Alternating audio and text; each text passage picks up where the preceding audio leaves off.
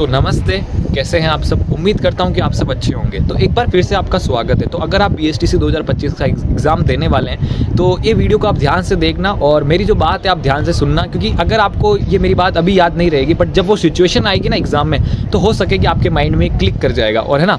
तो इसलिए इस वीडियो को एंड तक देखना, सुनना। तो आज की इस वीडियो में हम बात करेंगे बीएसटीसी के ब्रह्मास्त्र के बारे में। तो देखो यहाँ पे ब्रह्मास्त्र से मेरा मतलब है रीजनिंग। तो देखो वैसे तो है ना जो सब पोर्शन है ना, हिंदी, इंग्लिश, शिक्षण अभिरुचि और जीके और रीजनिंग, ये चारों ही ब्रह्मास्त्र है, चारों ही आपको अच्छे से पढ़ने हैं। पर मैं रीजनिंग के लिए आपको कुछ बात बताना चाहता हूँ जो सुनना। देखो रीजनिंग क्या है कि देखो जीके में भी आप कितनी भी कोशिश कर लोगे ना तो 5 से लेकर 10 क्वेश्चन तो आपके कैसे जैसे तैसे गलत हो ही जाएंगे।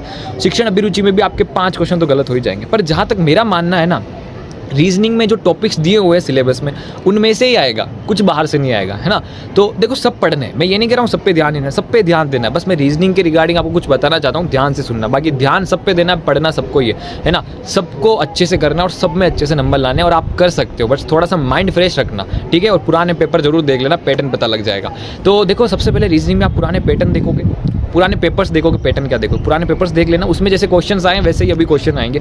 तो रीजनिंग पे मैं इसलिए कह रहा हूँ, जैसे कि आप पेपर खोलोगे, आप रीजनिंग देखोगे ना तो आप देखोगे कि आपको देखते ही आ रहा है कि हाँ ये तो मैं कर लूँगा, ये तो मैं कर लूँगी, अच्छे से कर लूँगी। तो आपका एक माइंड फ्रेश हो जाएगा एग्जाम में, आपका आधा से ज़्यादा लोड खत्म हो जाएगा। क्योंकि बाकी में तो क्या सिर्फ गोले करने, पर रीजनिंग में क्या करना है, रीजनिंग में तो आपको सॉल्व करना पड़ेगा ना। तो इसलिए मैं ये चाहता हूँ कि आप रीजनिंग की प्रैक्टिस चालू रखना। और देखो रीजनिंग में बहुत सारे टॉपिक्स हैं, है ना, पर सब टॉपिक्स आपको अच्छे से करना है। बट एक आपको बात बताऊं, आप एक टॉपिक छोड़ सकते हो तो चलेगा, ऐसा कुछ नहीं। जैसे कि बहुत सारे टॉपिक्स आपने पढ़ लिए, पर एक टॉपिक है वो क्यूब वाला, कि है ना इस क्यूब की कौन सी सतह रंगीन है, कौन सी सतह रंगीन नहीं है। तो ये टॉपिक आप छोड़ सकते हो। बट छोड़ने से मेरा मतलब ये नहीं कि आप उसको बिल्कुल ही छोड़ दो कि जा तू, ऐसा नहीं करना।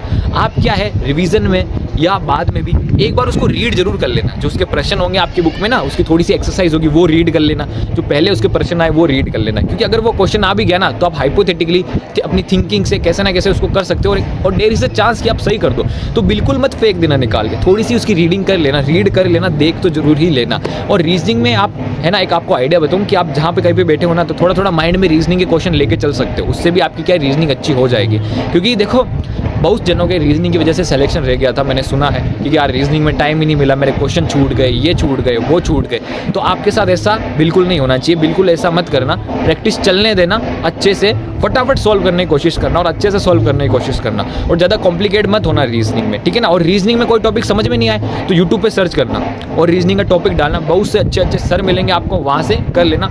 और देखो नोट्स बनाने मत बैठना अभी, क्योंकि अब 1 महीना ही बचा है, नोट्स बनाने का टाइम नहीं है। बीएसटीसी का पूरा टाइम टेबल आ चुका है। तो देखो इस वीडियो का कंक्लूजन क्या है कि रीजनिंग में आप ऐसे पढ़ोगे कि आपके 48 क्वेश्चन सही हो जाए, है ना। 48 का टारगेट लेके चलोगे, जब भी 45, 46 या 48 भी सही हो सकते हैं। तो ऐसी आपको रीजनिंग करनी है आपकी, ठीक है ना, हर टॉपिक, है ना। क्योंकि देखो रीजनिंग में जो आपको दे रखे हैं ना टॉपिक, उनमें से ही आएगा, आप कर सकते हो। रीजनिंग में आप सारे ही सही कर सकते हो, ऐसी चीज़ें आएंगी वहाँ पे। तो आप रीजनिंग अच्छे से, जो रीजनिंग का ब्रह्मास्त्र है वैसे ही जीके का भी ब्रह्मास्त्र है। जीके भी एक ब्रह्मास्त्र है, शिक्षण अभिरुचि भी एक ब्रह्मास्त्र है, हिंदी इंग्लिश भी एक ब्रह्मास्त्र है। पर रीजनिंग के ब्रह्मास्त्र का मेरा कंक्लूजन ये है कि रीजनिंग आप अच्छे से कर लेना, ठीक है ना, अच्छे से प्रैक्टिस कर लेना। क्योंकि जब आप पेपर देखोगे तो आपका क्या है, बोझ कम हो जाएगा, ठीक है ना। तो आप क्या करोगे, अगर आपने रीजनिंग का रिवीजन भी कर लिया है, आपने पढ़ लिया या पढ़ रहे हो, तो भी साथ में क्या है, थोड़ी थोड़ी सी प्रैक्टिस चलने देना। आप है ना एक टॉपिक छोड़ देना तो भी कोई दिक्कत नहीं कि हाँ वो क्यूब वाला टॉपिक है, बहुत कॉम्प्लिकेटेड है, मैं तो छोड़ रहा हूँ भाई, तो कोई दिक्कत नहीं।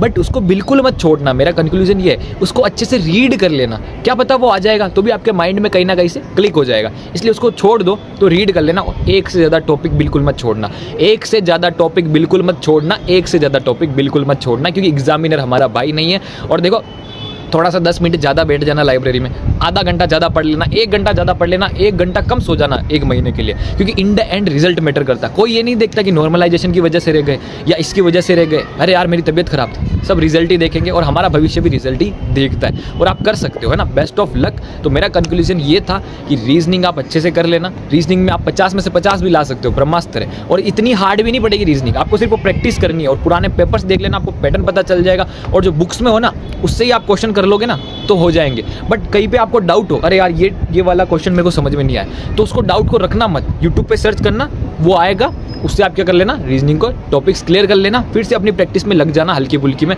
और है ना कुछ क्वेश्चन तो ऐसे आएंगे रीजनिंग में आप देखते ही कर लोगे, पर उनको भी एक बार क्या है, जब आप देखते ही उनका आंसर टिक करो ना, थोड़ा सा कंफर्मेशन और कर लेना। और आपको रीजनिंग में एक ट्रिक बताता हूँ, है ना, बहुत अपने बीच में रहनी चाहिए ये ट्रिक।